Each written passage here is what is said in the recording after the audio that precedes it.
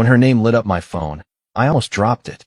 After 5 years of absolute silence, no calls, no Merry Christmas, not even a like on a birthday post, my older sister, Hailey, had the audacity to text me like we were on good terms. "Can you lend us $30,000? That was it. No hey. No how are you? Just that. As if we were a functioning family. As if she hadn't treated me like a cockroach under her shoe for most of my adult life. As if I didn't still remember the sound of her laugh when I was standing outside a gas station with everything I owned stuffed in a duffel bag. My name's Clayton. I'm 29 now, but this story starts way before I ever got that text. If you've got time, I'll tell you exactly how I got here, and why Hailey has absolutely no idea what's coming. I grew up in a house where silence was louder than shouting.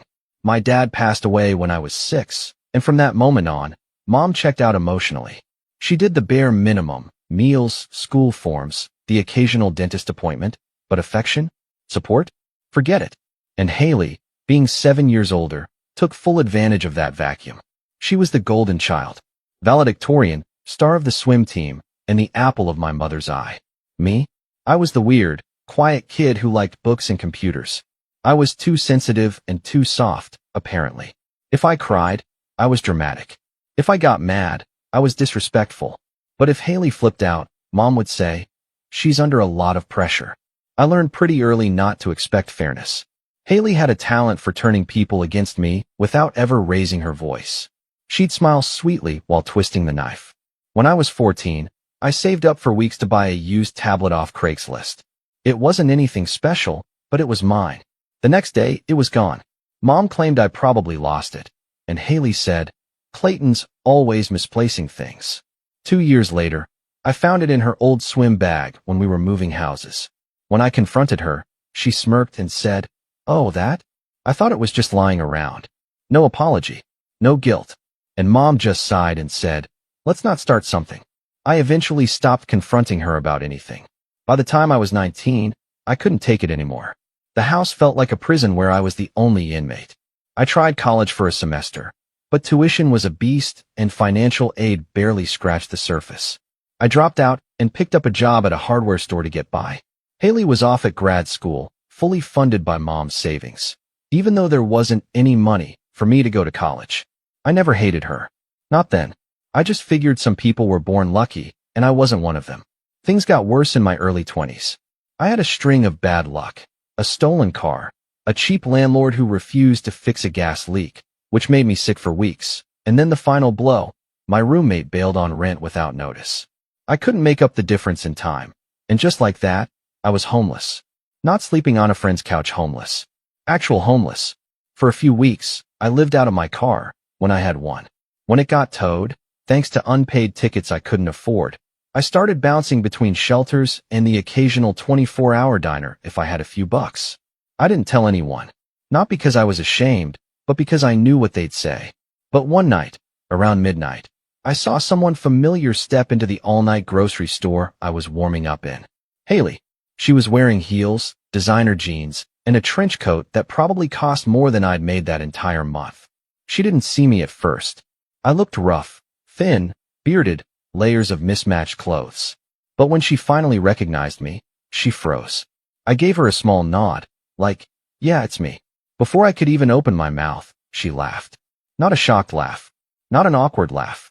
A cruel, snide laugh. She turned to the guy she was with and said, "Oh my God, it's my little brother.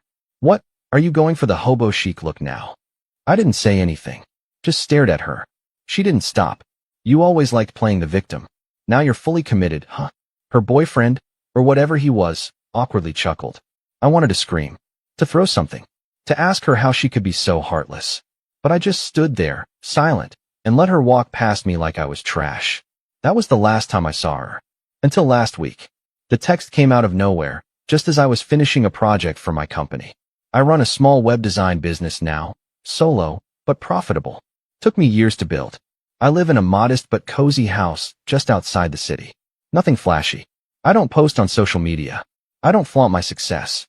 But I've made a life for myself, brick by brick. And apparently, that life is worth exactly $30,000.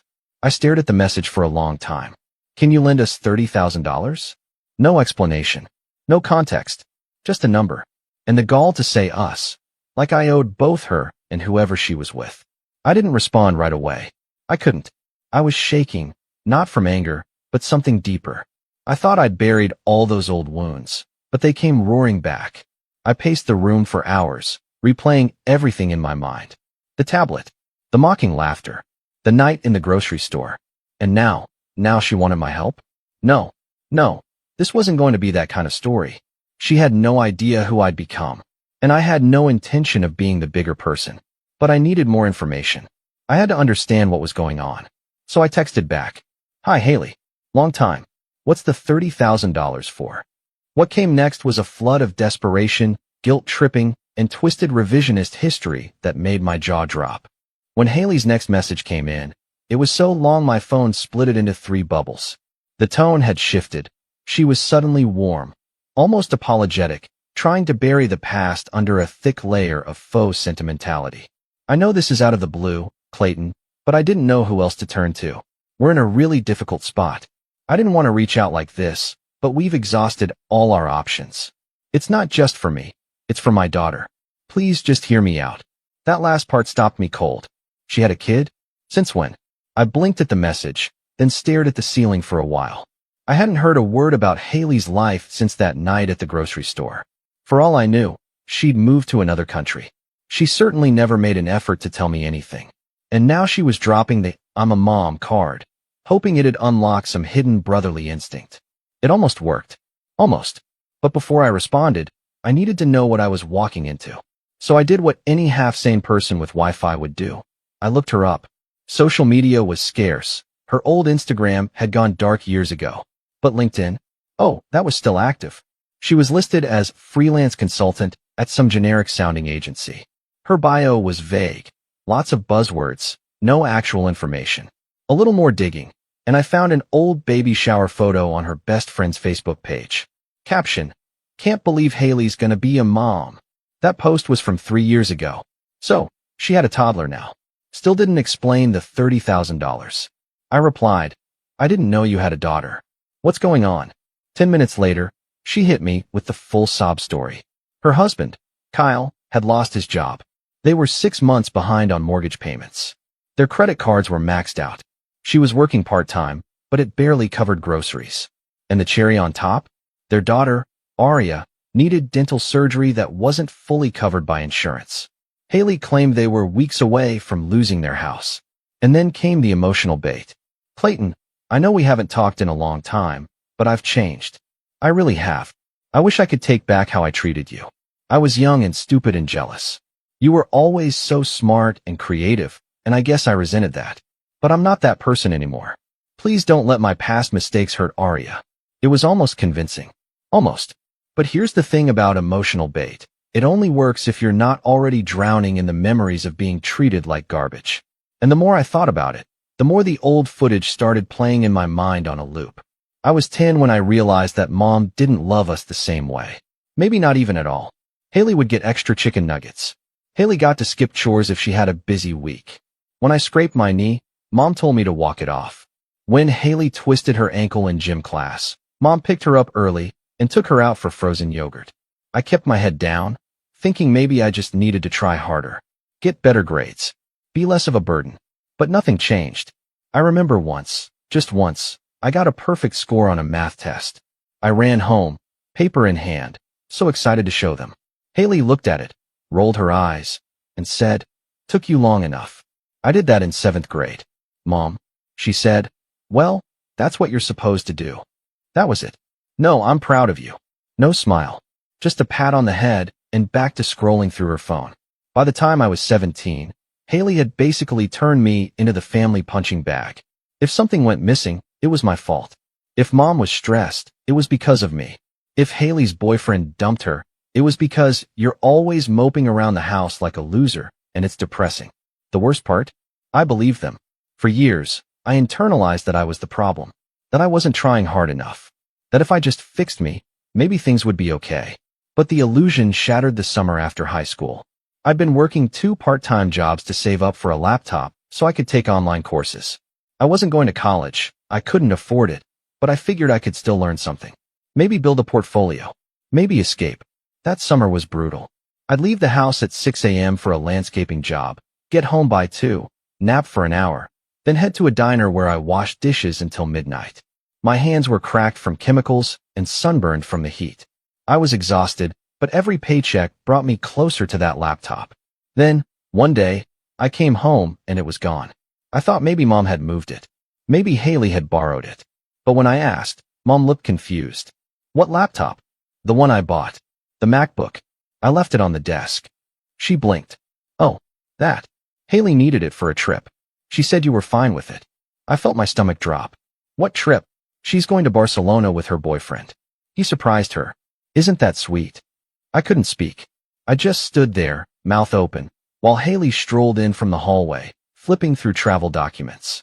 You can use the old Toshiba in the closet, she said without looking up. It's slow, but whatever. You're just watching tutorials, right? I snapped. For the first time in years, I actually raised my voice. You stole my laptop. She scoffed. God, Clayton, relax. I didn't steal anything. I borrowed it. You're flying to Spain with a device I paid for, with money I earned working 14-hour days. And I'll bring it back, she interrupted. Don't be so dramatic. I looked at Mom, expecting her to say something. But she just shook her head and muttered, You don't need to make everything a fight. That was the moment. That was the exact moment I realized I was never going to matter to them. A week later, I left. I packed my bag, drained the last $120 from my checking account, and took a bus to the city. I crashed on a friend's couch for a bit, then a mattress on someone's floor, then nowhere. I lost touch with that friend. The couch turned into a subway bench. The rest, you already know. So yeah, when Hailey said she'd changed, I didn't buy it. I asked her for proof. What exactly do you need the $30,000 for? Can you break it down? She replied almost instantly, as if she'd anticipated the question. $18K to bring the mortgage current, $4,000 for the surgery, $3,000 for utilities and groceries. The rest is for cushion while we job hunt. I asked for documentation. She said they weren't comfortable sharing that.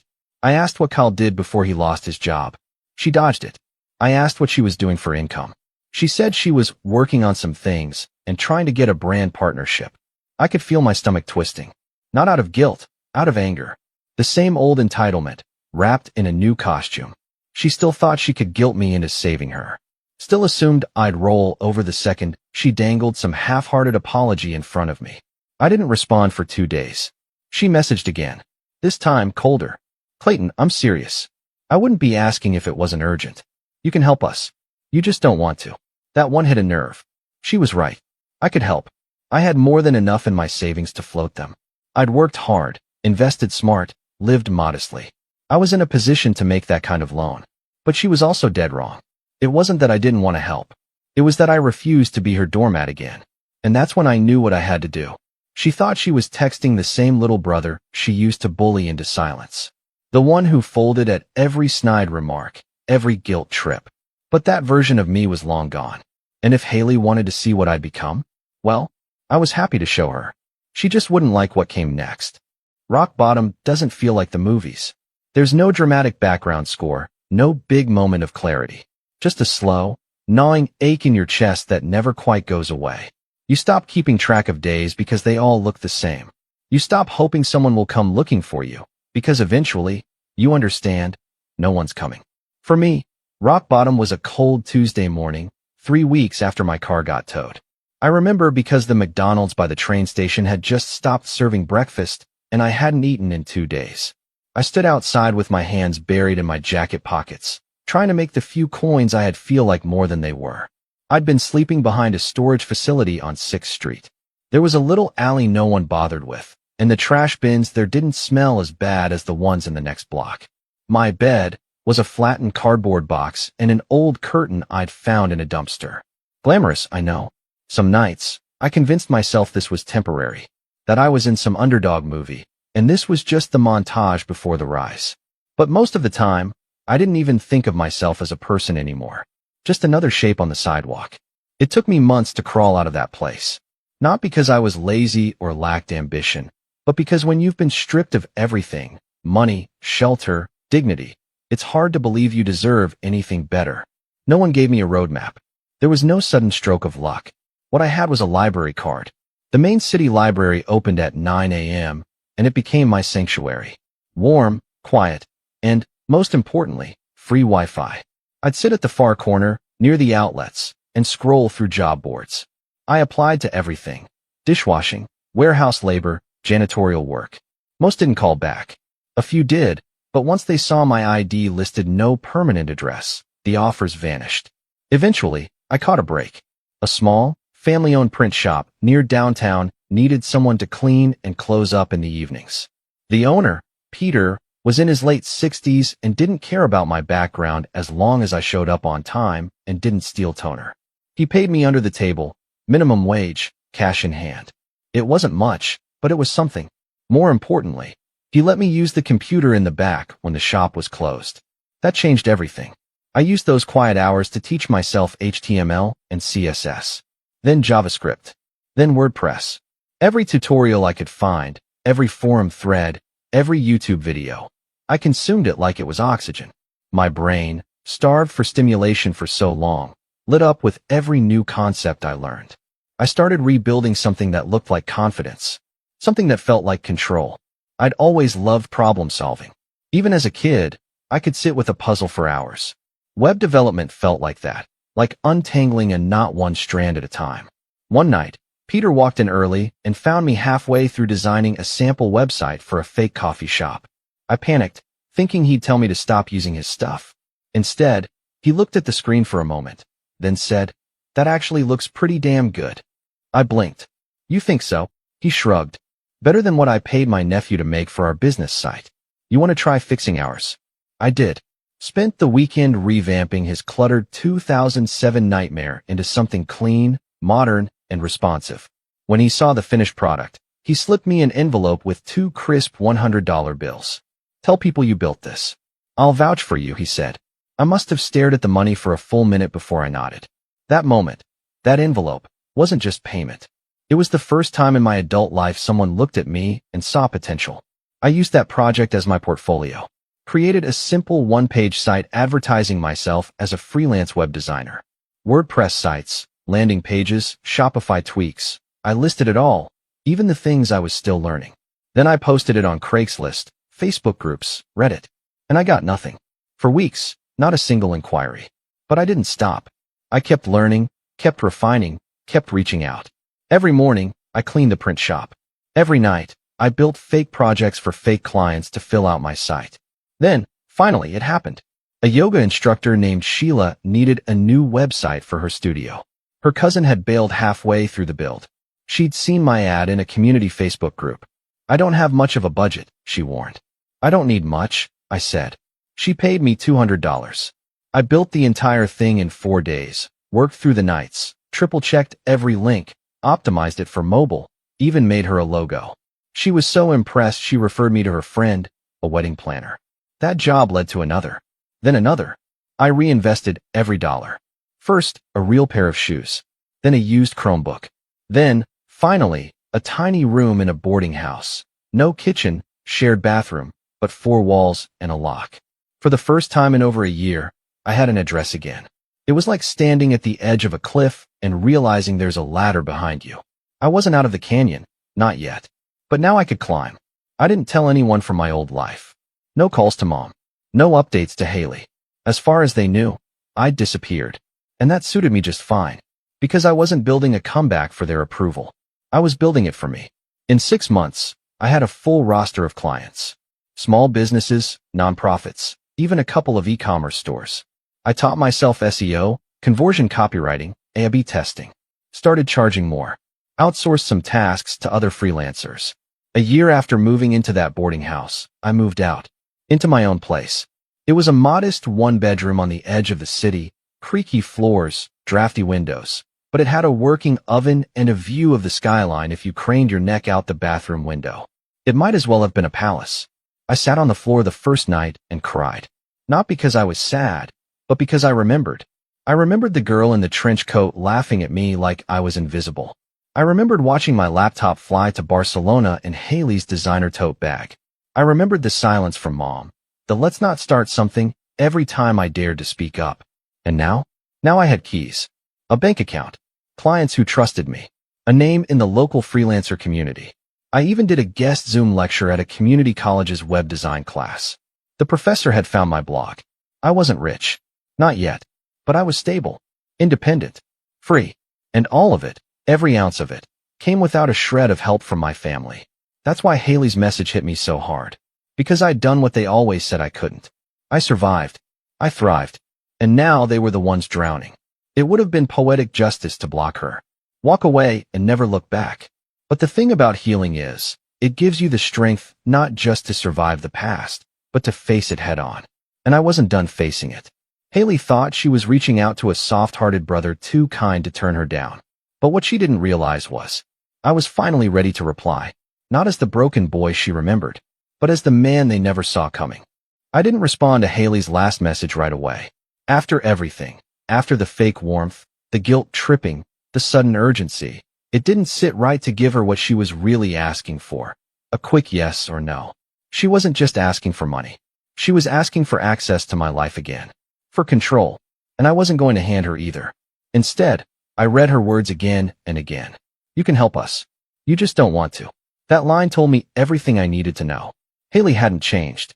She still saw herself as the center of the universe, still believed that everyone around her owed her something just because she wanted it. And she still thought I was the same kid who used to sit in silence at the dinner table while she told Mom I'd been weird all day and needed to get checked out. She had no idea who she was dealing with anymore. But she was about to find out. Because I wasn't going to just reject her. I was going to show her, piece by piece, memory by memory.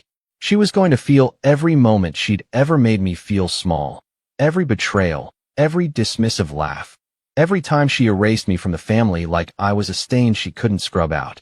But to do that, I needed a plan, and I knew just where to start. The first thing I did was look up her address. She hadn't sent it directly, but she'd mentioned the neighborhood they were in, and from a few older public records I dug up, including a wedding announcement archived on some third-party newspaper site, I found the street name. After that, it wasn't hard. One quick property search, and there it was, a 4-bedroom colonial in a cookie-cutter suburb, complete with a white fence and a backyard perfect for entertaining. Bought 5 years ago for $430,000. I cross-checked the mortgage lender. Yep, still under both her and Kyle's names. She wasn't lying about being behind on payments. In fact, a foreclosure notice had already been filed with the county court 3 weeks earlier. Public record. She just hadn't thought I'd bother looking. Next, I found Kyle's LinkedIn. He hadn't posted in months, but his last job listed was Director of Sales at a now-defunct startup. Company had folded a year ago. I searched court databases for bankruptcy filings. Nothing yet.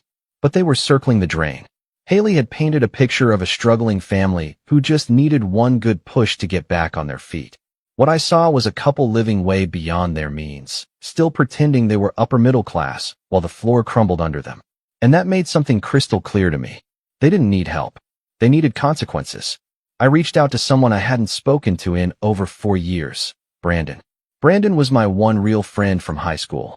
The kind of guy who'd give you the last slice of pizza and still ask if you wanted his drink too. We lost touch after graduation. He went to a state university on a soccer scholarship. I went nowhere, but I'd seen his name a few times on local design forums. I messaged him on LinkedIn. Hey, weird question. Got a minute to talk about a family situation? He responded in 5. We jumped on a call that night, and I laid it all out. My story, the message, the ask for $30,000, the way Hailey used to treat me. I expected him to be surprised, maybe uncomfortable. Instead, he said, "Man, I always knew she was like that. She used to make you sit in the back seat, even when it was just the 3 of us in the car. Like, come on." We laughed, but there was a bitter edge to it. Then he asked what I wanted to do.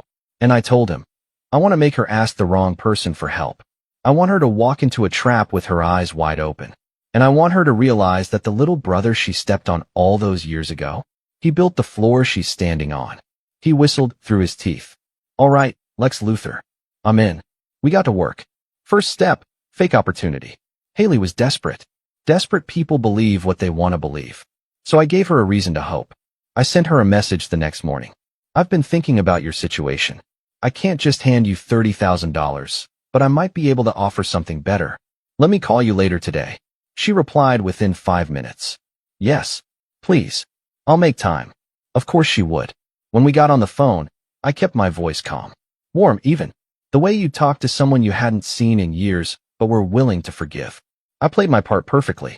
I told her about my business, how I'd grown a freelance web design brand into a full-time consultancy. I didn't brag. I didn't gloat. I simply explained that I now had more work than I could handle, that I'd been looking for someone to help with the administrative side, calls, emails, scheduling, social media outreach. I was thinking, I said slowly, if you're really looking for work and you're serious about turning things around, maybe I can bring you on. There was a pause. Then her voice, soft and calculated. You'd hire me? I wouldn't call it hiring, I said, carefully choosing my words. But yeah, think of it like a paid internship. Short term, just to get you some money and experience. If it goes well, maybe more. She asked how much. I offered $1,500 a week, under the table. Enough to give her hope. Not enough to fix anything. She agreed immediately. Hook, line, sinker. Now came the bait. I sent her an onboarding packet. Fake, but realistic. Brandon helped me design it. It had a sleek logo, email templates, client scripts, a non-disclosure agreement. All fabricated. All just convincing enough to pass under a desperate eye. Then I gave her a task. Client outreach, I said. I'll send you the list. Just keep it professional. The list was real, but the emails were fake. We set up a dummy domain, complete with reply addresses that all routed back to me and Brandon. Hailey would think she was emailing actual leads when in reality, we were monitoring everything she sent, watching how she pitched, how she cut corners, how she tried to embellish. And she didn't disappoint. Within a week, she'd already fudged a pitch, lied about her management experience, and accidentally CC'd me on a reply where she called a potential client a pain in the butt because they asked too many questions. Brandon and I documented everything. The next phase of the setup was more psychological. I told her she was doing great, that she was picking things up fast, that I was impressed. And slowly, I could hear the shift in her voice. Less gratitude, more ownership. She started offering unsolicited ideas. We should charge more. We should automate this. We should outsource that. As if she'd built this with me. It was déjà vu. Hailey had done the same thing when we were kids. Take, twist, claim, discard. Only now, she thought she was sneaking in through the back door of my business. She didn't realize the house was rigged. The final step was setting the trap. I told her we'd landed a big client. Huge deal. International firm. Needed a full website rebuild plus branding overhaul. I made up the company name, Norel Ventures, and built a fake LinkedIn page for it. Even made a client portal login with dummy briefs, mock-ups, everything. I told her this was her chance to prove she could handle high-stakes coordination. Her assignment? Schedule a call with the fake client. Manage deliverables. Prepare a report for me by Friday. She was thrilled. Finally, she said, something serious. I'll nail this. Oh, she'd nail it, all right. And when she did, that's when I'd pull the rug out from under her. Not just because of the past, but because she'd never said sorry. Not once. Not for the laptop. Not for the night in the grocery store. Not for the years of silence. She didn't regret the damage. She just regretted needing me now. And by the time I was done with her, she'd regret everything. She showed up to the fake client call in full armor. Hair straightened. Blazer crisp. Voice dripping with faux professionalism. You'd think she was walking into a C-suite meeting instead of a Zoom room built entirely on lies. I watched from behind the scenes, camera off, microphone muted, logged into the dummy client account Brandon and I had set up. Hailey had no idea the voice on the other end was a filtered version of Brandon's. He was using a pitch modulator and reading from a script we'd spent hours writing. One that pushed every button we knew would trigger her ambition, her entitlement, her desperation. He introduced himself as Greg Norel, a VP at Norel Ventures, a London-based tech investment firm looking to expand its digital presence. He said they were considering several boutique agencies and wanted to see how quickly her team could deliver. Her eyes lit up. You could see the gears turning. Oh, we're absolutely positioned to handle that kind of scope, she said, emphasizing we again, as if she'd built anything more than a fake email signature. Brandon laid out the terms. A 6-month contract worth $180,000. But there was a catch. We'll need to verify your company's legal standing, he said. And we'll need proof of recent tax filings, just as a precaution. I saw her blink, just for a second. Oh, sure, she said, smoothing over the pause with a smile. I'll have my partner send all of that. She was trying to buy time. She didn't have anything to send. Because she wasn't a partner. She wasn't even an employee. She was a squatter in my inbox, riding on my name, hoping to leverage whatever scraps I handed her into a golden ticket. When the call ended, she texted me immediately. That went amazing. Greg is obsessed with us. This is the break we needed. We need to send those documents ASAP. Do you have a business license you can forward? I didn't reply. Not yet. Instead, I logged into the fake client account and sent her a follow-up email. One last line to dangle her over the cliff. We're eager to move forward. Please ensure all your company's officers and partners are included in the documentation. Transparency is key. She replied within the hour, CCing me, and wrote, attached are our filings. My business partner Clayton handles the finances and operations side. We've been building this agency together over the past year. The lie was complete. She'd not only claimed my business, she'd rewritten my life. That was all I needed. Friday came. Her deadline to submit the client report. Of course, she hadn't done it. Too busy celebrating a deal that didn't exist. I messaged her that morning. Hey, can we talk for a few minutes? She called within seconds. Hey, she said bubbly. This week has been insane, right? I've got the bones of the report ready, but I thought I'd wait to hear back from Greg. I mean, once this contract is in the bag. Her voice trailed off as she waited for me to gush. I didn't. Hailey, I said calmly. You lied to a client. You misrepresented your role in my business. You submitted documents with your name on a company you don't own. There was a long pause. Clayton, she said slowly, voice tilting toward defensive. What are you talking about? This is our thing. You said you wanted to help. You said. I said I might give you a short-term trial to help you. Instead, you hijacked my identity, fabricated your role, and tried to lock in a six-figure deal under my company's name. That's not fair. No, I cut in, still calm. What's not fair is what you did when I was homeless and you laughed at me. What's not fair is stealing from me when we were kids. What's not fair is pretending like none of that happened, then expecting a handout the second your world started falling apart. Her tone snapped from fake sweet to furious. So this was all a setup? You were testing me. No, I said. I was reminding you who I am. And who you're not. She was quiet for a beat. Then she scoffed. Whatever. You're just bitter because you've always been a victim. You love playing the underdog. Well, congratulations, you're still pathetic. I didn't respond. I just hung up. And that's when the real consequences began. An hour later, I forwarded the email chain, every lie, every document, every line where she falsely claimed partnership, to the mortgage lender handling their foreclosure. Not out of spite, but because I knew from court records that Hailey and Kyle had been attempting to negotiate a short sale to delay the repossession of their house. Lenders don't take kindly to people pretending to own businesses when applying for debt restructuring. I sent a second copy to the IRS tip line, along with a short statement. I believe this person is misrepresenting business income and partnerships in order to avoid taxes. Attached are supporting documents. Then I waited. It didn't take long. 3 weeks later, I got a voicemail from a blocked number. Clayton, it's Hailey. I hope you're happy. The lender pulled the modification offer. They cited inconsistent financial representations. We're being evicted in 30 days. A pause. Her voice cracked. I don't know where we're going to go. Arya doesn't understand. Kyle's furious. I just don't know what to do. She didn't apologize.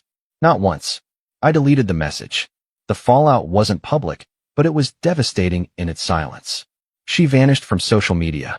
Mutual acquaintances whispered about a rough patch and downsizing, but I didn't correct them. I didn't gloat.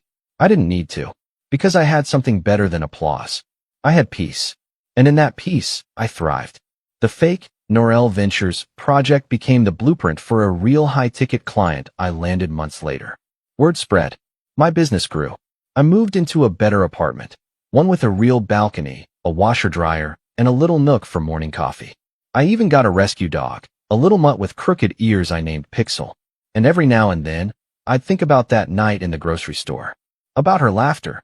About the look in her eyes when she realized she had no power over me anymore. That's when I'd smile. Because revenge doesn't always come with fireworks. Sometimes it's quiet. Sometimes it's measured. And sometimes, it looks like building a life so far above the one that broke you. They have to look up just to see your shoes. She asked me for $30,000, but all she really got was the lesson I learned the hard way. Never laugh at someone when they're down. You never know who they'll be when they get back up.